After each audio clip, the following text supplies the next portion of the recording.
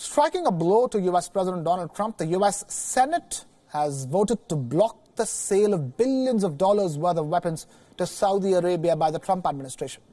In a rare bipartisan move, the U.S. Senate voted against the move by the president. The Senate voted 53 to 45 to approve the first of three resolutions that would prevent the $8.1 billion arms sales announced earlier this year. In the month of May, Trump had bypassed the U.S. Congress to push the deal, citing Iranian threats to Saudi Arabia, but the move sparked fierce opposition from Republicans and Democrats that weapons may be used against civilians in Yemen by Saudi-led forces. In all, resolutions are approved and then passed by the Democrat-controlled House of Representatives.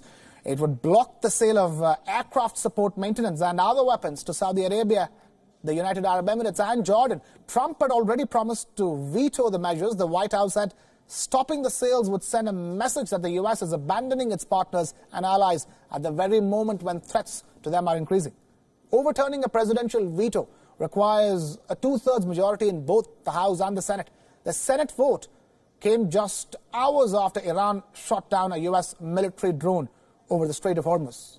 Opposition in Congress to close U.S.-Saudi ties escalated after the killing of U.S.-based columnist of Saudi origin Jamal Khashoggi at the Saudi consulate in Istanbul in Turkey, allegedly by agents of the Saudi kingdom last year.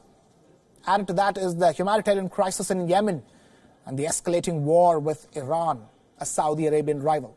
But the U.S. is not the only country to put curbs on the sale of weapons to Saudi Arabia. Just yesterday, the UK Court of Appeals ruled that British arms sales to Saudi Arabia were unlawful because they did not consider whether weapons would be used to commit serious violations of international humanitarian law. The United Nations has described the conflict in Yemen, which has killed tens of thousands of people, as the world's worst humanitarian crisis. While the court decision does not mean that Britain must immediately halt arms exports to Saudi Arabia, it does mean that there is a stay on the granting of new export licenses to sell arms to the Saudi Arabian kingdom.